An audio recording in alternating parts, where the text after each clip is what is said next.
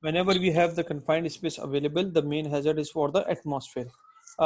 These three guys who were working in the confined space, they were the contact within them was disconnected. So the person, the watchman who was, we also called him fire watch, he went inside the confined space to check what's going on. He was also trapped. And then their manager, who was responsible for this project, when he saw that my four people are under the confined space, he get very much disturbed, and then he went inside, and after some time he was also not be able to come back. So the confined space are very dangerous places. In few minutes there were 5 casualties. So whenever you are entering in the confined space, you need to have a clear contact between the outside and inside people. That fire watchman should always be available outside the confined space. He should not be the part of the team of confined space, but his job is to be attentive, to have eyes on the people who are working in the confined space. The people who are working inside the confined space, they have to use a lanyard which shall be connected with their full body harness, which shall be connected with the lanyard. So in case if they are going to trap inside, or if they are not be able to breathe clearly, then they can be taken out without undergoing in the confined space. So some examples of confined spaces are, for example, manholes into the sewerage grain silos, and trenches. If the trenches are more than 4 feet in depth, still they are also considered then confined space. Define atmospheric testing. What is atmospheric testing? What we need to check basically when we are entering the confined space? The oxygen level. Very good. One of them is the oxygen level. We need to check flammable gas, vapor or mist in excess of 10% of its LFL. The flammable gas should not be available more than 10% of its flammable limit. Then we need to check airborne combustible dust at a concentration that meets or exceeds its LFL. If there is a combustible dust inside the confined space and you are doing any hot work, again there is a chance of fire available in the confined space. Oxygen level between 19.5 and 23.5. 19.5 is we call it oxygen deficient atmosphere. More than 23.5 we call it oxygen enriched atmosphere. Though both of the percentages are not good for the people, for the human who are working. It should not be the deficient and it should not be the enriched. It should be in between 19.5 and 23.5. And any other atmospheric condition that is immediately dangerous to life or health. So we need to take out these testing. We need to carry out these activities. Nowadays, there are multiple or multi-gas detectors are available. From one detector, you can know the limit of flammable gas. From one detector, you can know how much is the H2S. From one detector, same detector, you can know about some other poisonous gas at the same time. What is immediately dangerous to life and health? IDLH, any condition that poses or immediate or delay the threat of life. That would cause irreversible adverse health effect, or that could interfere with an individual ability to escape unaided from the permanent space. If you are going to trap inside a confined space or inside any of the area where you cannot come out from your own, you have to take out by means of any external support. We call it IDLH because your life is now under threat. We call it immediately dangerous to life and health. Right? What is oxygen deficient atmosphere? Oxygen deficient atmosphere, if it is less than 19.5, we call it oxygen deficient. If it is more than 23.5, we call it oxygen enriched atmosphere. Prohibited condition. Any condition in a space that is not allowed by the permit during the period when entry is authorized. For example, when there is a hot work or hot activity going on in the company and you are performing the job, so it is not allowed to enter anyone in the confined space. So we call it that it is a prohibited condition where nobody is allowed to enter other than the team who is responsible to perform this activity. We call it prohibited condition. Clear? Clear. Rescue service, the person designated to rescue the employees, for example, fire watchman. These are those persons who are not the part of team who is working inside the confined space, but they are outside the confined space, having an eye on them. So in case of any emergency, they can facilitate them. These are called rescue service. Then we have retrieval service, the equipment, including a retrieval line, chest or body full harness, wristlets if appropriate, and lifting device or anchor, used for the non-entry rescue of the persons from permit. We call it retrieval service. This retrieval service is those equipment which are going to save your life, which will be using to carry out you outside in case if you are going to trap inside. We call it retrieval service. You can see the hazardous atmosphere. Whenever we are working with the confined space, air test shall be taken. Excavation more than 4 feet in depth when hazardous atmosphere exists or could exist, we need to carry out the test, which including the checks for flammable gases and oxygen deficiency. Where hazardous atmosphere exists or could be expected to exist, emergency rescue equipment must be on worksite and readily accessible. Right? The rescue equipment should be available whenever there is a hazardous atmosphere is available. LFL stands for lower flammable limit. UFL stands for upper flammable limit. Lower flammable limit is the limit where it can start the ignition. Upper flammable limit is the limit where for the explosive it is the highest concentration, which means that it can bear up to certain amount. After that it will start the ignition or the flame. Other hazards of confined space, we have seen that the major hazards of confined space are our hazardous atmosphere. Apart from hazardous atmosphere, there are electrical equipment, mechanical equipment, visibility, biohazard, claustrophobia, noise, radiation, and temperature. Sometimes what happens that you are entering in a confined space and there are some naked wires available, right? There are some machinery available and you don't know. It was sometimes there are leftovers. Sometimes there is a problem of housekeeping. So there are many possibilities which are available in the confined space. Claustrophobia is basically, it's a condition of panic which you can have. For example, some people they have darkness phobia, right? Some people they have height phobia. Whenever they are going to work on at certain height, they get fear, they get panic, right? Similarly, claustrophobia is any situation or any condition which can cause you for certain panic. We call it claustrophobia. How many of you are going to have panic with the dark?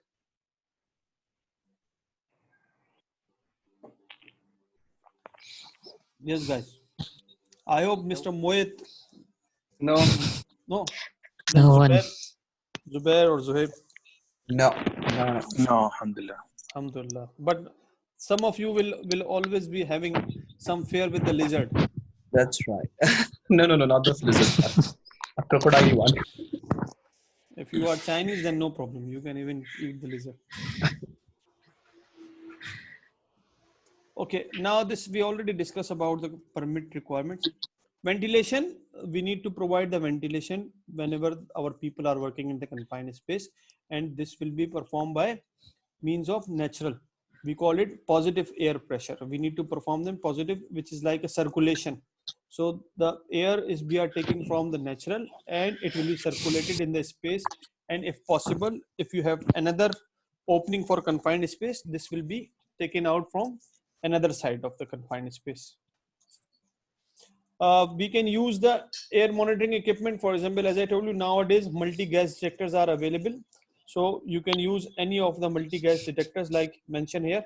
Detector tubes are also allowed, but these are old method. You can see that for each gas there is a separate detector tube.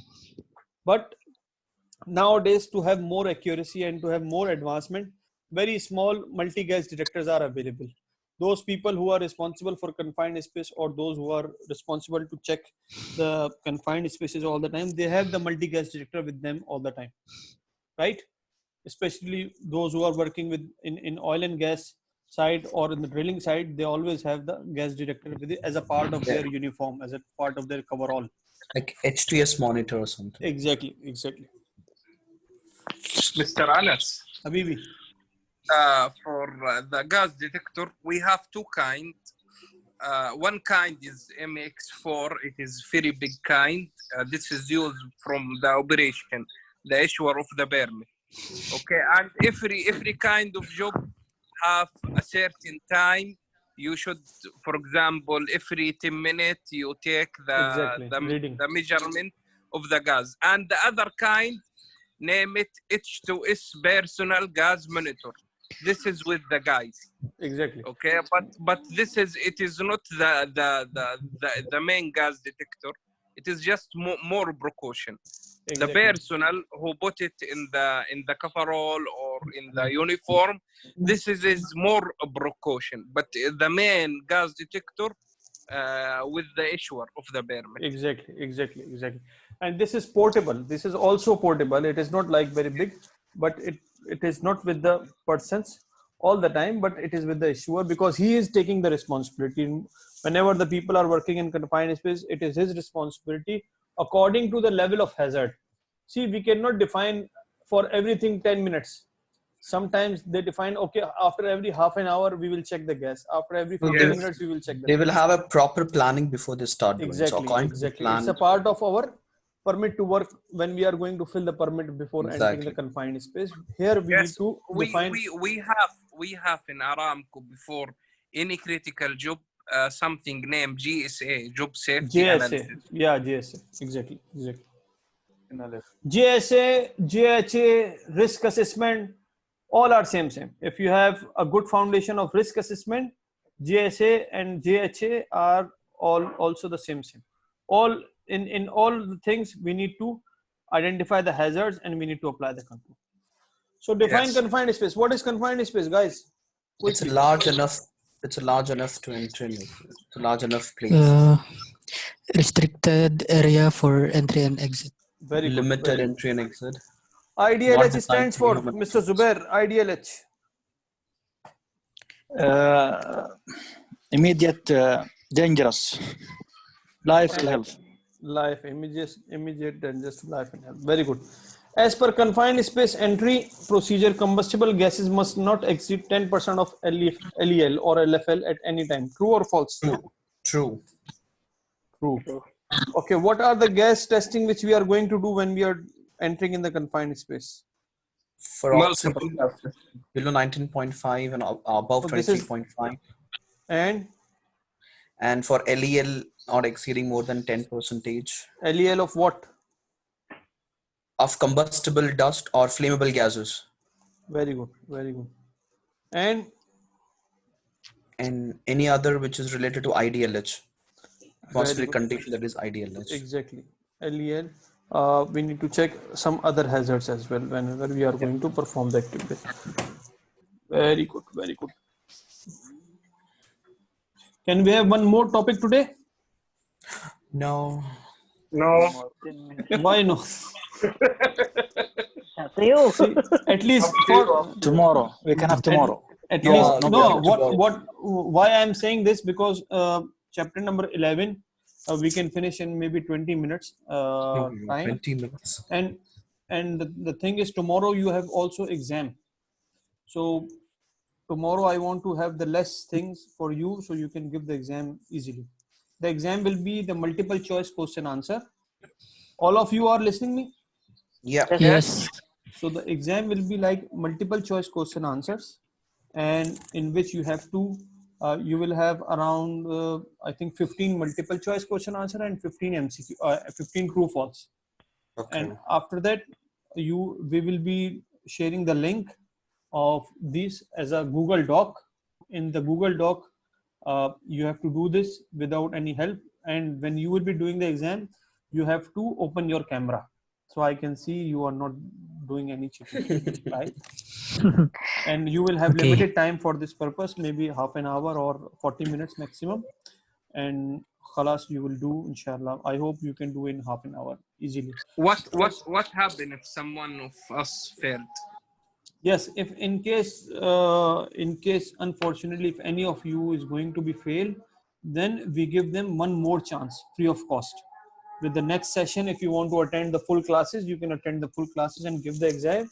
Or if you want to attend only, if you want to give only the exam, maybe after the training 1 or 2 days, you say, now I have been prepared myself, so I'm ready for exam. So if according to our availability, we can take your exam, and inshallah, once you pass, we can process the certificates. So when Okay, we but get the Mr. result? Anas, we need summary tomorrow.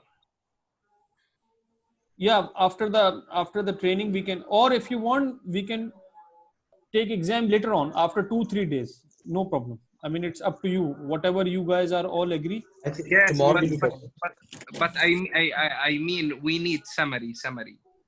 That this is what I'm saying. For example, tomorrow, if we finish the course, okay, Yes. and then after 2-3-4 days, when you are all agree on any of the day, we can decide some time in which in 1 hour we can have the review or the recap of the full course, and then we can take the exam. Okay, we can take review tomorrow, and after tomorrow we'll have exam. We can discuss with in the group in WhatsApp. We can discuss whatever all of you are agree. I mean, we are flexible for these things. My another course is going to start tomorrow, inshallah. So I need to check the time, how I can manage the time for these things. If you are available tomorrow to give the exam, khalas, then I can postpone the other course for one more day, and Yeah, then we can do it tomorrow, I think. so just after the course, we can have the exam. Most of the time we do like this. I mean, in the classroom, because the participant says that we remain, everything is fresh in our mind. So it's Yeah. better that we take the exam now. Okay, we can take tomorrow, but we need summary. Inshallah tomorrow. No Inshallah, problem. tomorrow. Summary we can give it to you, and also I will share the lectures video, so at least you can have Yeah, the that will videos. do. So module 1 I and have 2 a is question. already available, and we will also make the today we are also making the video. So for today's videos, it will be available, and in yesterday, inshallah, we'll try to share the videos for yesterday. So result will be announced immediately or it will take time? No, result will not be announced immediately. Definitely, it will, for me to check, it will take 2-3 days according to my availability, and then I'm not the final checker. After that, it will go to OSHA Academy, and they will verify your exam papers, and they will finalize it. Most of the time, because there is no rocket science in the exam paper, if your answer is correct, it's correct. If it is wrong, it is wrong. So whatever our results are there, 95% result remain the same. For example, if you are having 75% marks in my checking, so maybe you will have 72% in their checking, or 1% plus minus 1 question or 2% if it is overlooked by me, then it is managed by them. Okay. Okay. So let's continue our next topic, and then we will finish it, right? Okay. So tomorrow we have less pressure. This is my only intention, is that on the exam paper you should have less pressure as less as possible. Okay. Okay. So because after today's chapter, there will be remaining 3 more topics which we need to cover. Okay. So let's start with. Can you see the screen? Nope. If I don't share, how will you see? Now you will see. Right? Yeah.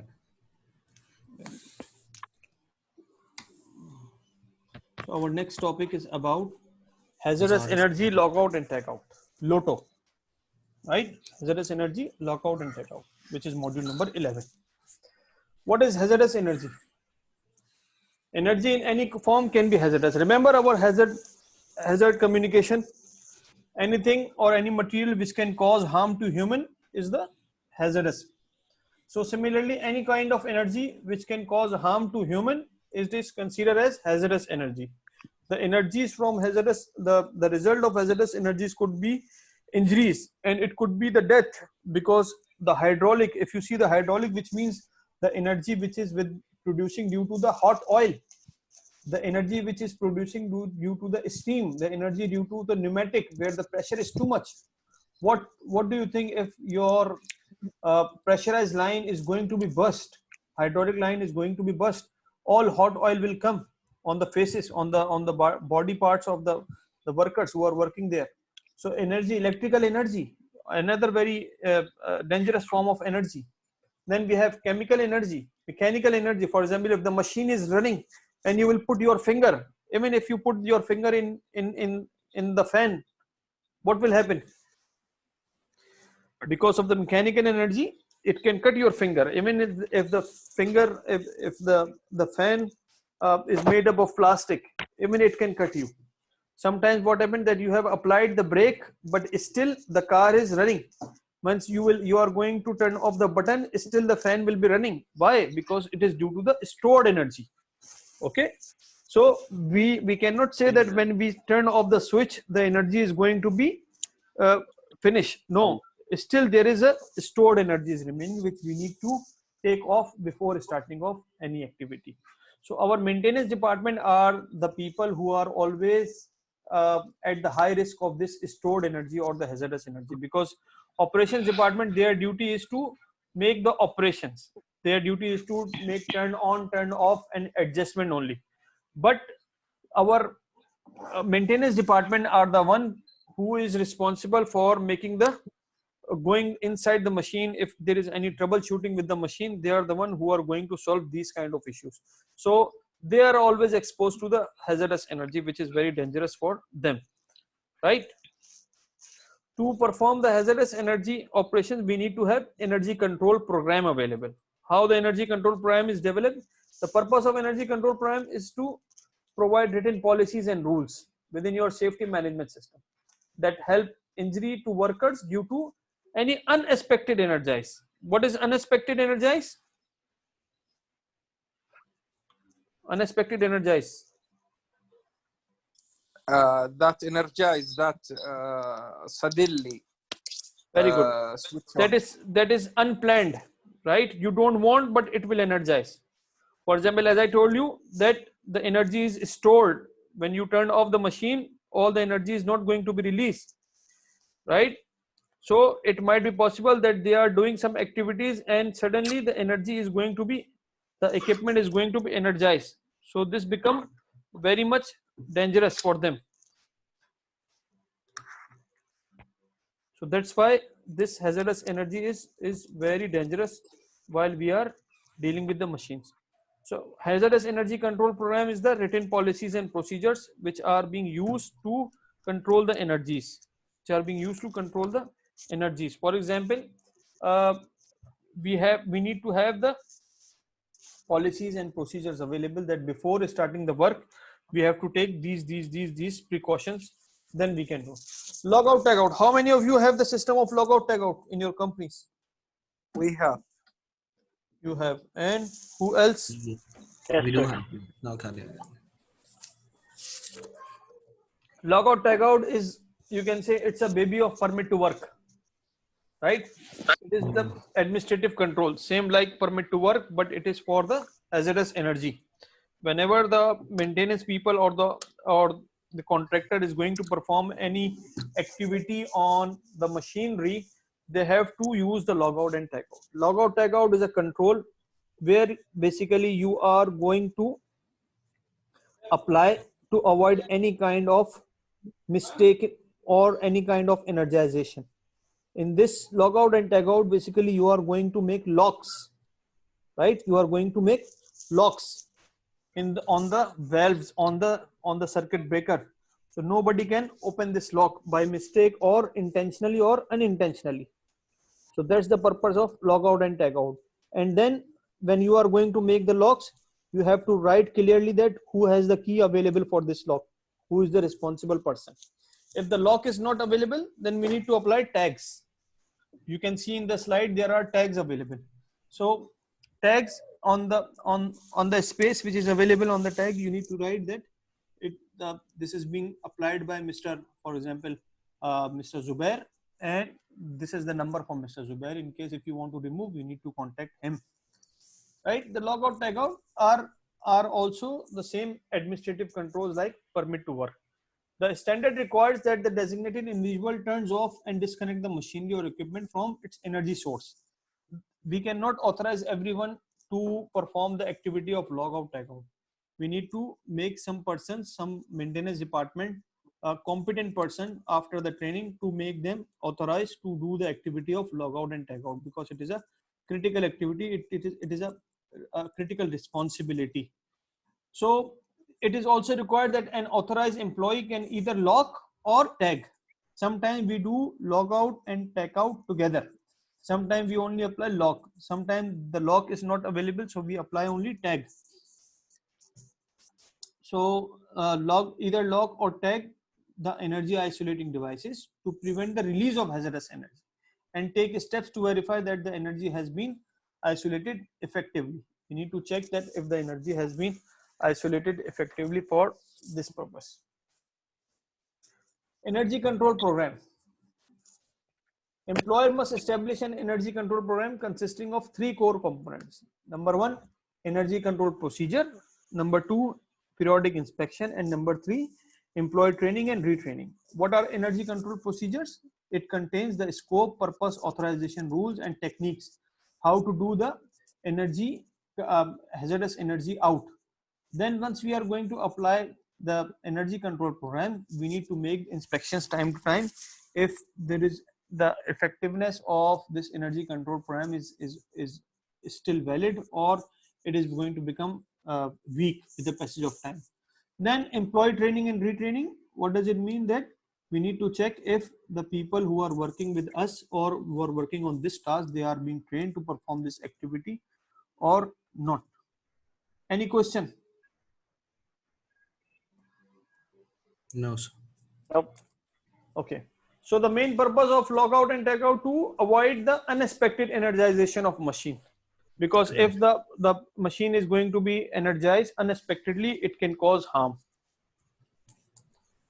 Steps of hazardous energy control procedure. Number 1, preparing for shutdown. How you are going to perform the hazardous energy control procedure? Number 1, prepare for the shutdown. Then shut down the machine. Number 3, disconnect or isolate the machine from the energy source.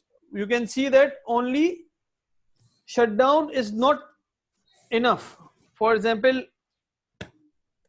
the socket is still on the machine, still on the plug is still with the socket, and I'm turned off the button. It doesn't mean that this machine is completely isolated. Isolated means that you need to take out the wire as well. So this is now completely isolated. There is no source of energy connected to this. Right? Apply lockout and tagout to the energy isolating devices. Release, restrain, or otherwise render all safe potential hazardous stored energy or residual energy.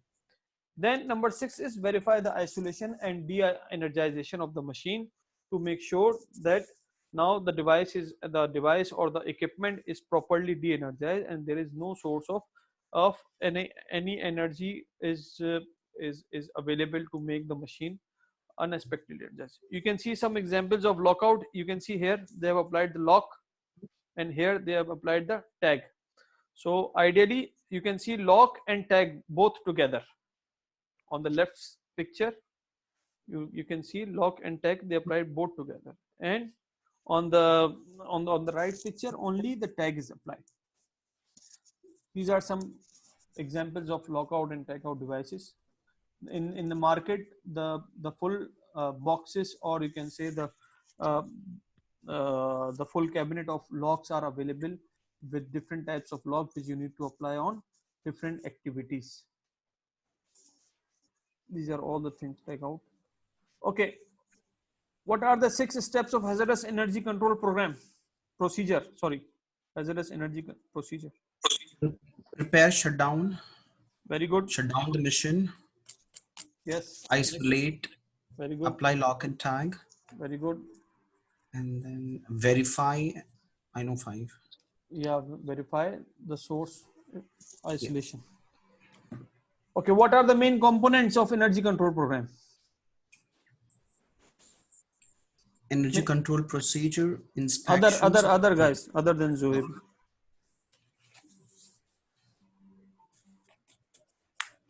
Yes, components of energy control program. Zubair, Firhamin, Moid. Anyone available or all sleeping? Yes. Ibrar, किधर है भाई Ibrar? Energy. Yes. Energy control procedure. Very good. Periodic inspection, employee training, and retraining. Very good. Very good. Okay, guys. And So Mr. Anas, yes, Habib. I have experience in this. I was responsible for law to procedure in my department, and Mashallah. we face a lot of nerves regarding law to procedure. Mhm. I remember one of our guys, he switched off the circuit breaker, and he put lock and tag, and after that we found the circuit breaker switch off on and on has loose. Exactly. Yes, Yeah, there are because of many. this we implement 4-step lock, try, and like this. You should try. Exactly. You should try. You see the electrical, it is still in the line or no, because sometimes you switch off the circuit breaker but the circuit breaker loose. Right. Exactly. Yes. I will show you the video just to have the clear idea, and then we will finish for today's section. And tomorrow, inshallah, I will just announce the time for tomorrow in group. So you guys will be available at 3 o'clock tomorrow, right? I'm not gonna be available, sir. At what time you will be available tomorrow? Because I will be finished up to 5:30. So you can be tomorrow available working. after Tomorrow working. 5:30. Yes, Me sir. too. I'll be working till 5. Okay, no problem. We can see some other time. Just give me some time. I will inshallah announce some time for the later on, because I need to discuss some other guys for postponement of their session for tomorrow. Okay, Okay, sir. I will inform you by tonight. Just see the WhatsApp group. Okay. Okay, sir. Noted, sir. Okay, just see this video and then we will finish.